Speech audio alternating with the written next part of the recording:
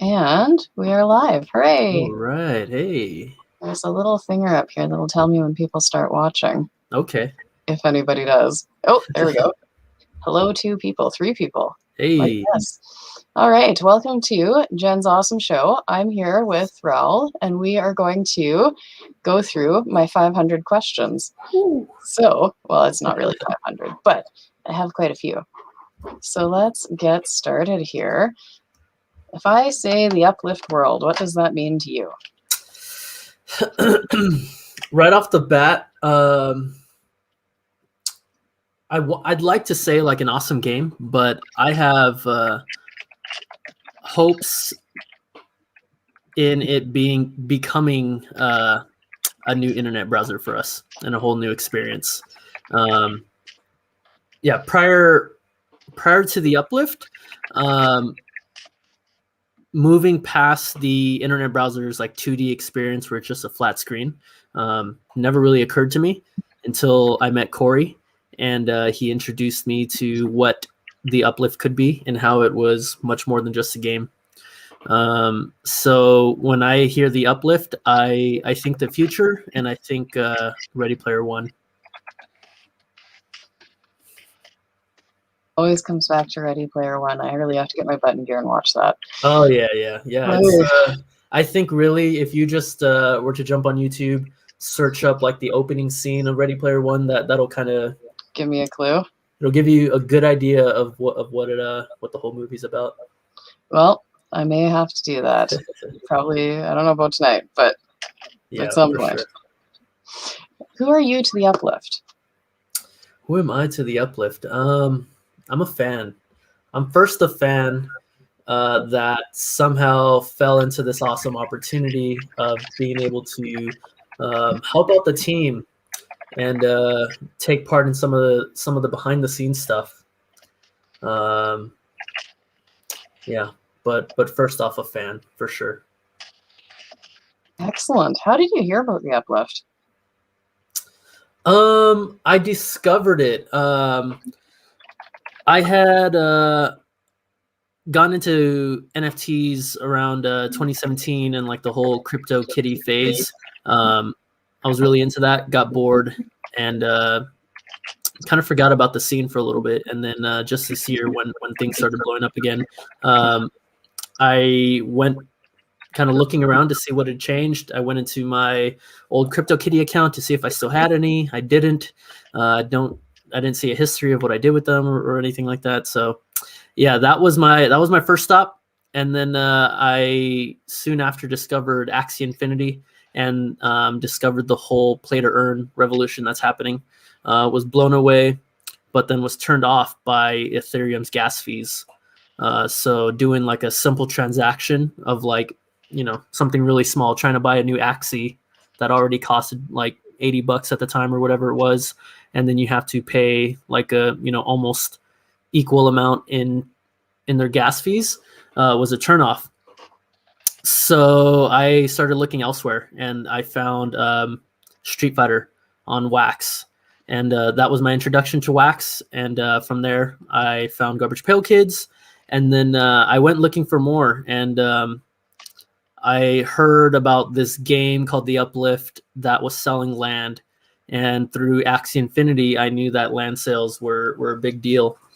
And so I went digging some more, and I stumbled on their website. I was on their website, and I read Minecraft, right? Built on Minecraft. And that's when I was really intrigued. Asked my brother-in-law, Devin, who's also pretty involved in the community, what he thought about it. And yeah, we couldn't at first find like what association they had with Minecraft. So I was kind of like a little iffy about it. And I remember going into the I had no idea where they were like online. I hadn't heard of Telegram just yet. So I remember going on their 2D map and like was able to chat in there, like, just send messages, and people were responding and they were just telling me to stop. So I was like, what's going on? But yeah, I went digging some more and then found Telegram, and then the rest is kind of history. That's, days after me discovering the Telegram is when I met Corey, and that's when this whole thing with YouTube started for me. That's fantastic. That is exciting and stuff. And I can't imagine starting chatting on the old 2D map, because that was so slow and sluggish. And yeah, that's how much I wanted to hear more like about this project. I think I at first went to Twitter, and I messaged, like I tweeted at them, and I don't think I got a response. So there wasn't an Instagram or Discord at the time, so yeah, that was my only option. I was like, well, this is definitely their website, and there's a chat box here, so that's crazy. Yeah, I still wish I would have remembered who I was talking to that day, but it was fun. I was definitely annoying some people, because I'm like, where do I talk more? Like, where's the proper channels to talk? And it was a little hard in the early days. That's important though, because if you don't have everything out there for everybody, you are going to run into that. So yeah, definitely. Excellent. So how did you hear about Schipul? Definitely through hanging out in the in the Telegram. I remember running across him a couple times, like here and there in the chat, but at that time I was really just getting to know everyone, Greg and Nick and Corey and Jimmy and all of them. So when I had met Bull Shipples, he was just kind of a part of that crew that I knew was like, the core team. And when I was really introduced to Bull Shipples and the whole Shippletopia thing, it was kind of to my surprise, because they if I remember correctly, they messaged me in my DMs or in my private message, and they asked if I wanted to help out, and that's where they really introduced themselves. So yeah, hanging out in the Telegram. Nice. Yeah. So, and I got to learn the whole backstory. I guess for those that don't know, like this, I think what Schipul started off as a joke to make fun of the Ripple coin token, and they just kind of ran with it. And I guess one day they decided to stop making fun of Ripple and started rewarding people Schipul tokens in exchange for like good deeds done in the real world. And somewhere in there, memes are being created all the time. I still don't get where those come in, but it was awesome, and it turned into a thing. So, well, in the very, very way back when, we got Schipul for making the memes. Okay, gotcha. Now memes are the currency and the NFTs, but it started out as, you make a meme and somebody's going to give you Schipul. And if somebody really likes your meme, maybe they'll give you lots of Schipul, and then you give somebody else some Schipul. And so trading and giving value to it somehow, something like that. Yeah. Gotcha. So, now I know. Yeah. Somebody just asked me about that maybe like a couple days ago. They private messaged me, we're talking for a little bit, and our conversation ended like, hey, what's this whole Schipul thing about anyways? And I said basically the same exact thing. Like, I don't know where memes fit in there, but they're in there, like deeply ingrained. So, yeah. Cool. Now I know. Yeah, it was the original way to earn Schipul, and have contests and share information and all of that weirdness. Share some art. Yeah, it was good fun. I think Corey had I forget who he was talking to not too long ago, like this past week, and I think they went over like a whole future kind of hopeful plans for Schipul, and the Schipul token or coin in the future. So if that becomes a thing, they can bring that whole thing back. So that'd be cool. That would be really cool. Schipul was a lot of fun, and it was kind of my first introduction to any kind of cryptocurrency.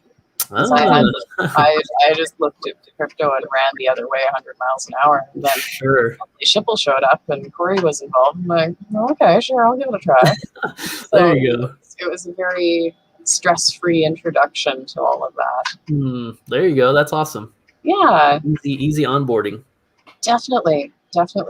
So I'm going to switch it up a little bit here. If you could make a really big mess with no repercussions, no budget, no cleanup, what would it be? Oh, that's funny. See, I mentioned I've seen almost all of your shows, and I've definitely heard this question. I've been in my house here and asking myself because I know it was coming. It's a good Uh, question. and I still can't come to a final answer because there's just so many different things. But I think probably one of the coolest things, like just outrageous, ridiculous things. I think I'd make a giant mess with like truckloads of Pokemon cards and just leave piles and piles of Pokemon cards with like differing rarities in there. And I think after making that mess, just kind of going through there and just kind of experiencing all that excitement from finding like really rare cards. I think that'd be fun. I like that. Yeah, I had a few days to sit on it, so I think I'd go with the Pokemon cards. That is interesting. So do you have a special affinity for the really rare cards? Like if you're collecting cards or NFTs or things like that, is it more exciting to find the rare ones? Yeah, absolutely. For myself, at least, I grew up like I don't know. My best friend was is 2 years older than me, and he was the very first one to give me my first Pokemon cards back in, I think I was like in the second grade. And I remember taking those cards home. They were some of the most common cards, but I could not get enough of them. I remember like laying on my couch, just staring at these cards for a long time, like thinking like how happy I am to have these. And then finally getting into collecting myself. Um, yeah, collecting rare cards, opening up booster packs, discovering the rare cards. It's a big part of my childhood. So for sure, and yeah, it kind of kind of leaked into everything in my life because I mean it goes to like collecting spirit jerseys from Disneyland and collecting pins.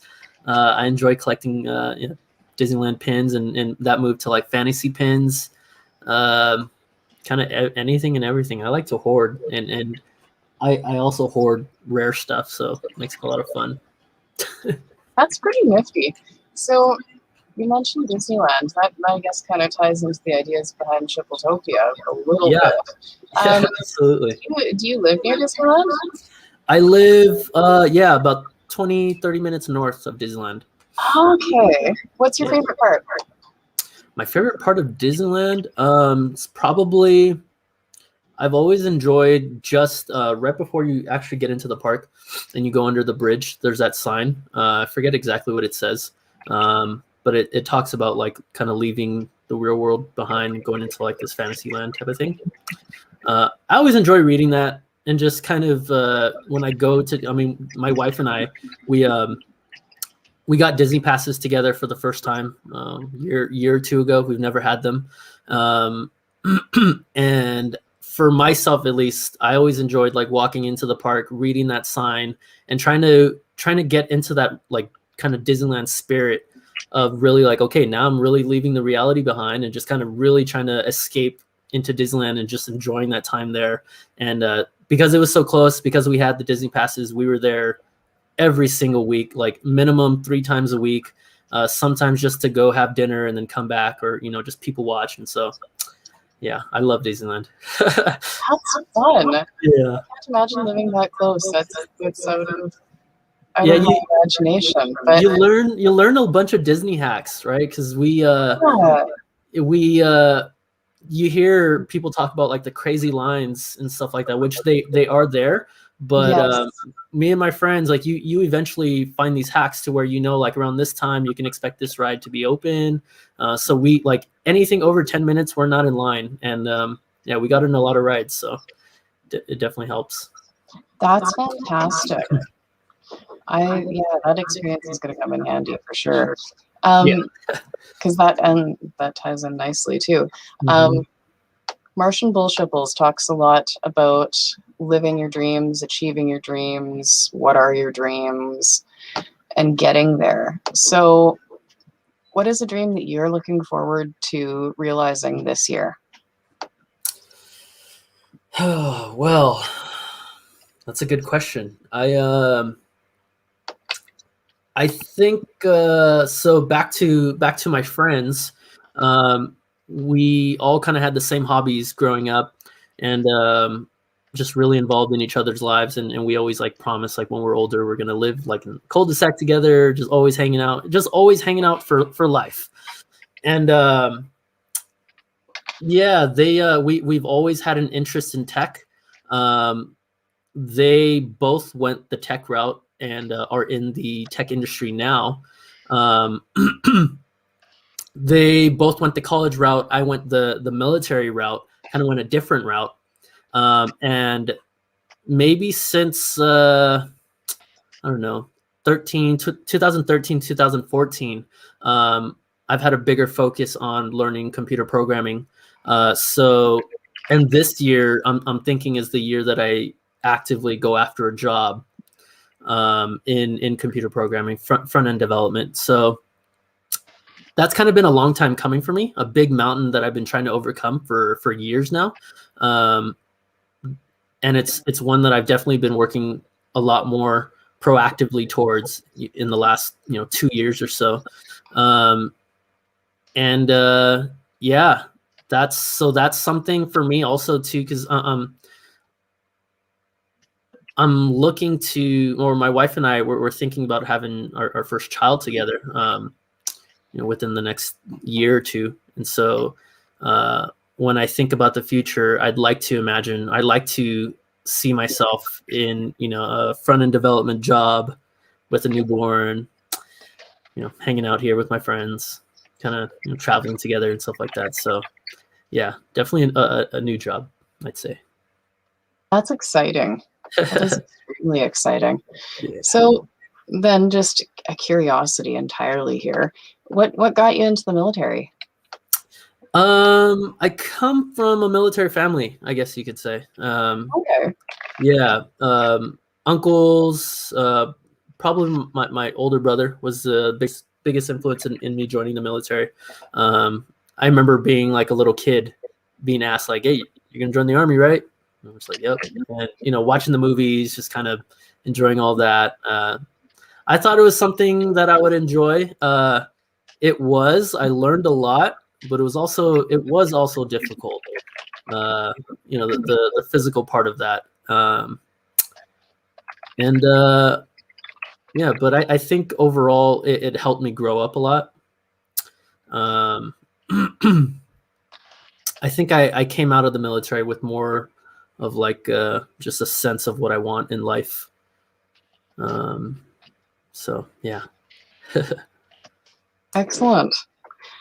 Yeah, I'm always curious about that. I don't know all that many people who have been in the military, so it's always a Okay. curiosity. Yeah, I think when I was in high school, I was a knucklehead, and I wouldn't say I was going down like a wrong path, but I definitely was a knucklehead and getting myself into trouble that could have been easily avoided.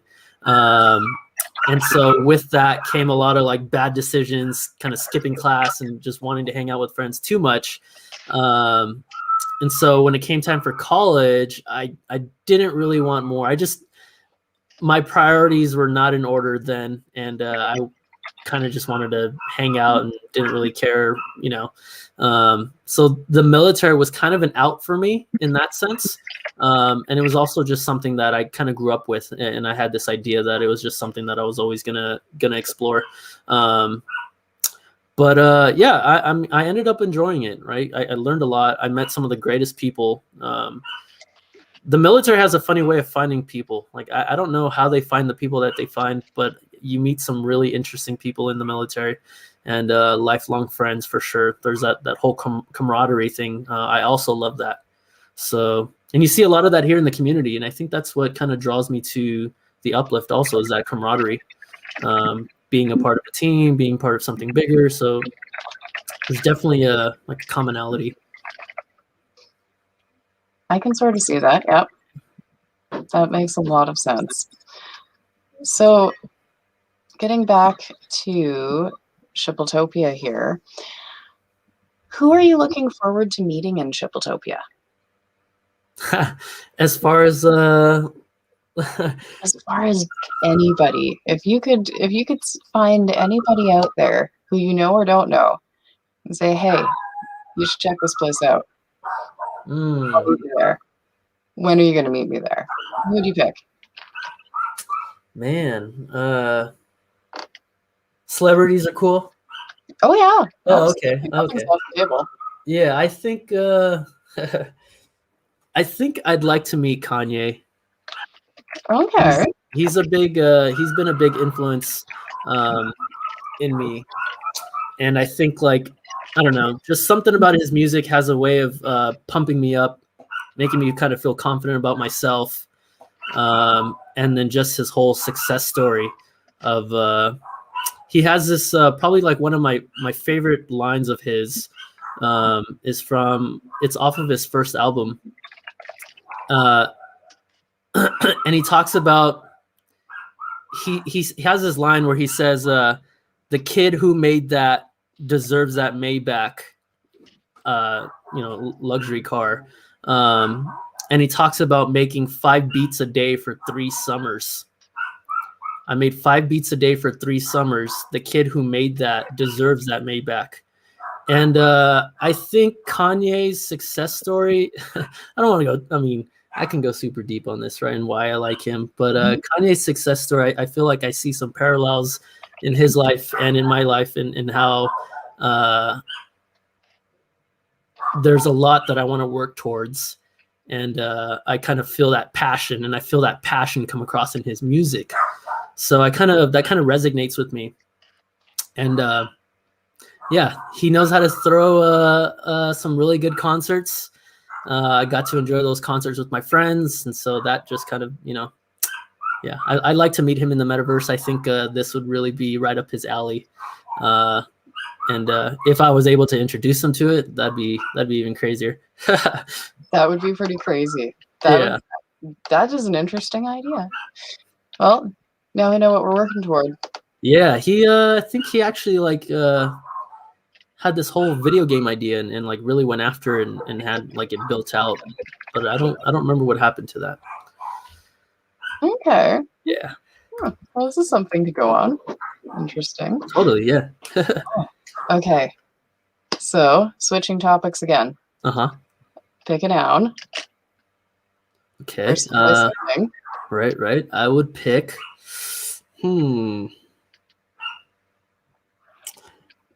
Let's we'll go with I'll pick Corey.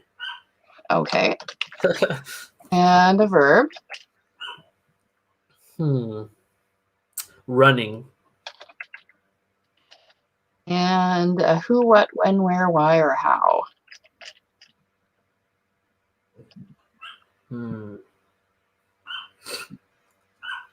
what, where, when, how. I'll say the future. The future. But a who, what, when, where, why, or how? That would be. Yeah, just which one do you want to use? Which question? Oh, I'm sorry. That's okay. I'll do It's a weird one. I'll do when. Okay. So, assuming that the metaverse as we know it is the gateway to the future, how do you see Corey handling that when it actually explodes, when it actually gets really, really big and everybody's doing it? What do you think that's going to look like?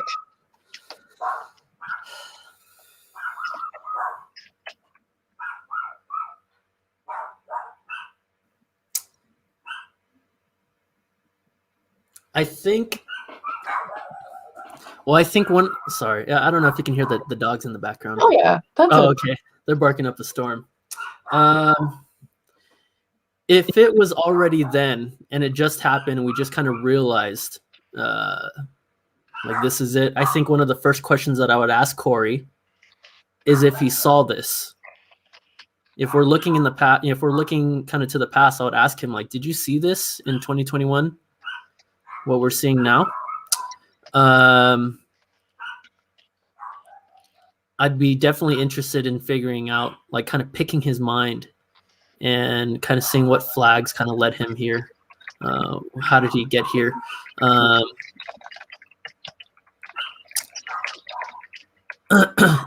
How do I see him running it in the future?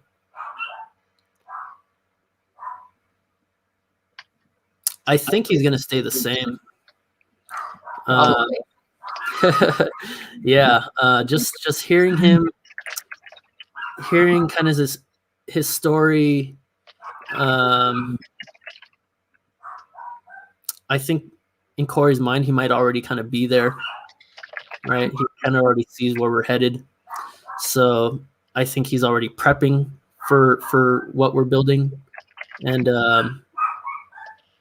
yeah, I think as the Uplift grows, I think he grows. I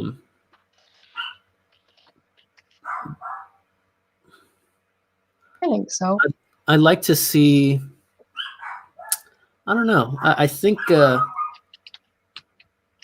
it's going to be interesting. It's going to be interesting if we. I'd like to see him bring on more help. Because I mean, he's going to be running a worlds, right? We definitely need counsel. Definitely, it's a big job. Yeah, and yeah. I think I see a council in the future. Corey at kind of spearheading this.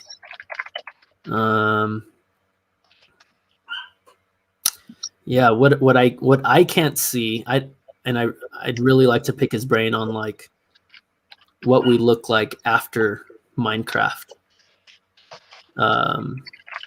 Mainly graphics, like, are we still blocky? Are we not blocky anymore? But yeah, when this thing explodes, I think yeah, I'd like to see just kind of all the different systems that we're putting in place now properly running. Easy onboarding for different companies, a council helping. Well, I guess kind of the people would kind of be the council if we had, like, governing tokens and we could all vote on decisions to be made. Yeah, like one of those, what did Greg call it? The decentralized autonomous community? Right. Oh, right. The DAX. Yeah. I'm curious about that. Do you see Corey as being more of a spearheading ideas person or more of a ruling mayor or president type? Definitely spearheading. Definitely, yeah. So. Yeah, I think. I mean, he's quick to. What I really like about him is just his. I guess his honesty in admitting kind of mistakes and, like, not really, I guess, being married to his ideas, right? He's open to change. If someone has a better idea, he's open to, discussing it, understanding the other person. And I think, like, he has some really good qualities about him. Despite how busy he is, I still see him in the chat answering the very most common questions that we get, a bunch of times. Yep. And although, like, I'm doing the same thing in the chat, sometimes all those questions could kind of tire you out. They do. And I thought about Corey just the other day, and I thought, like, he has so much on his plate, and I feel like he's still kind of outpacing me in his meter of helping.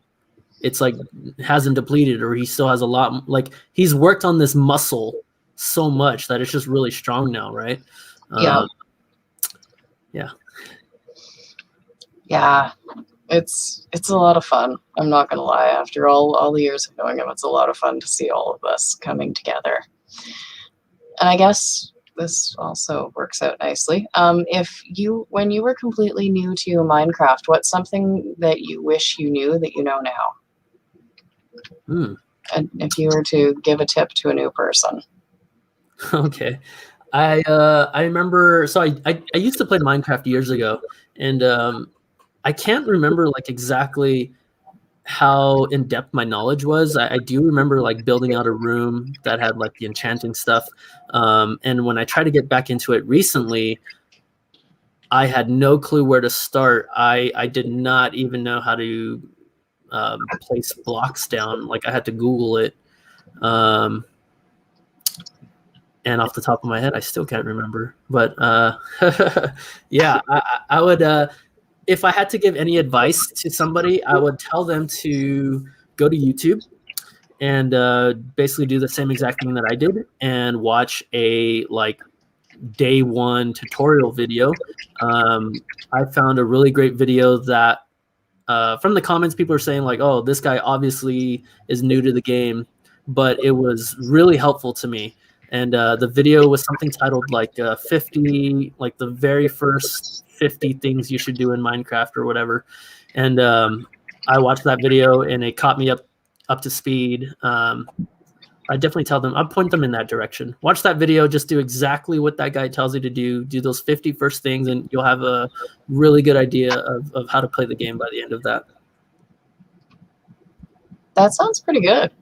Yeah, because that's something I mean, I Google things all the time, but the actual instructions for when you really don't know how to play, I'm a little fuzzy on because I've been playing for so long. So, last question. How has being involved with the Uplift and with Mr. Bullshipples changed your life? Or has it?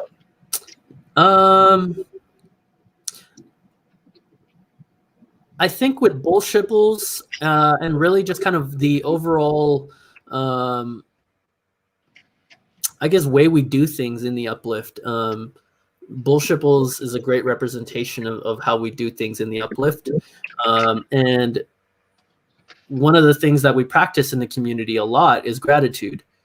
So gratitude in general, and just how much it's pushed here in the Telegram. I remember that very first month when I had joined the Telegram, maybe towards the end of the month when I was kind of involved a little bit more, I remember talking to my wife Daisy and like smiling sometimes when I'm on my phone, like laughing, and she always refers to the Uplift and just anybody I talk to on Telegram as my fake friends, just as something to tease me because I don't see you guys in person or anything like that. So she's like, "Oh, you talking to your fake friends?" I'm like, well, they're not fake. Like, this is a real thing. Teasing me. But I remember just talking to her and telling her like how good you guys make me feel. You guys were really encouraging, especially when I started the YouTube thing. Corey, I mean, probably Corey in one of our videos, or I'm sorry, after one of our first video, I was in a clubhouse with him, and this is my second time speaking to him. And he was telling Nick and a few others and how I'm gonna do really well with this YouTube thing. And I remember thinking like, how does he know this? Like, is he just saying that? But then I thought like, this guy, the caliber of this person, is something not to kind of take lightly, I feel. And so when he said that, I accepted his compliment and I kind of made it a part of me. So where now I have like a goal, it's like, well, if he sees something in me, then I kind of want to work towards that and discover that for myself. And because doing the YouTube thing, this is me kind of stepping out of my comfort zone. In person, I guess I'm shy, but until I get to know you, right? Then you can't like shut me up. But this is definitely stepping out of my comfort zone because I'm cold calling. It feels like a cold call every time I'm interviewing someone new. So it's a lot for me to get on here sometimes. And Corey was a big help in all of that. So this is the idea that I had around the Uplift since the very beginning, and Bullshipples only helps with that.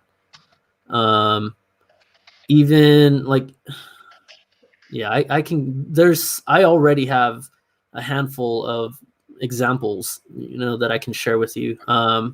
But I think just to answer your question, purposefully being thankful, and kind of taking the lessons that I'm learning here in the Telegram channel and applying them to my real life, like here in the house. Not letting whatever get the best of you, not getting easily kind of annoyed of things, and just being a little bit more thankful, complimenting a little bit more. And yeah, because I feel like those are all muscles that can be worked, and the more you work it, the better at it you get. And I think everyone on the core team does a great job of that. So I feel that's how they've changed my life, and are continuing to.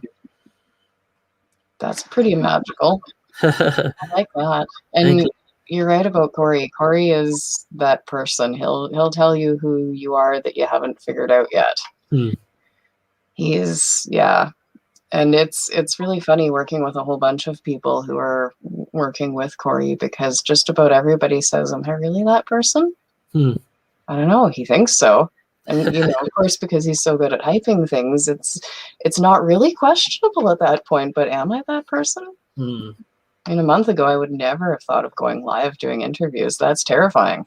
Absolutely terrifying. Exactly. I'd print. That's it. I'd be writing. But here I am. Yeah. And you played a role in that too. Awesome. That's great. Yeah. You were brave enough to call me and say, hey, how about an interview? And I said, okay, I'm terrified. And so it snowballed. Yeah, it's really funny how that happens. Corey started this whole thing for me, hooked me up with all you guys, suggested I talk to you. The way he did it though, in our first video together, he was giving me some suggestions of who I should contact, and then he cut himself off kind of mid-thought, and it was just like, you know what, you got to do this. Do me a favor, interview Jen Banksy of the Uplift. And it was him saying, do me a favor, where I was like, okay, I will do you a favor. And I had to live up to it. So and here we are. Yeah, here we are. And I have like a list of people to contact now, and which is wonderful. So it's awesome. I am glad to hear that. So I guess to close out then, what are you grateful for right now? Right now, I want to continue to say that I'm thankful for my wife. Just today on the car ride home, we were, we run our a small business, dog walking. And so there's a lot of need for dog walks, and it has us kind of working a lot. And so between work and then coming home, and we go to the gym, we do a lot of gym time as well. That, and then the Uplift, it takes a lot of my time. And on the car ride home, I was asking her, like, how does she feel about me spending so much time in the office room, just kind of glued to my computer screen, and just hanging out here instead of hanging out with her. And she didn't mind it. And that's I asked her. I should have just taken her first word for it, but I had to ask her a couple of times just to make sure that she wasn't like holding anything back, or and she assured me, like, yeah, I'm totally cool with it. You're involved in something. I want to support you. And just then, I was thankful for her. So yeah. I want to continue saying that I'm thankful for my wife. That is wonderful. I'm also pretty thankful for my family. This is, I walked away from a very steady, consistent day job to jump into the Uplift. And wow. It was kind of terrifying, but then to have, my husband and my mom and my kids, of course, saying, yeah, this is great. Okay, great. Yeah. I'll take that big risk with everybody's future and security. So I'm also very grateful for that opportunity and for that support. Absolutely. And on that note, I think we're done. And Awesome. I made it through. yes, you survived all the awkward repeat questions and all of that good stuff. So, Jen's Awesome Show. We'll be back on Monday, 8:15 my time, Saskatchewan time, which is I think it's 10:15 Eastern and 7 something Pacific. Yep. I will be here. Jimmy is going to be joining me, and Yoshi is going to be joining me. All right. So that's going to be a party. Yeah, absolutely. No idea what to expect with that, and we'll see you then. So, all right. Now, don't forget to end the broadcast. Good night. Have a good night.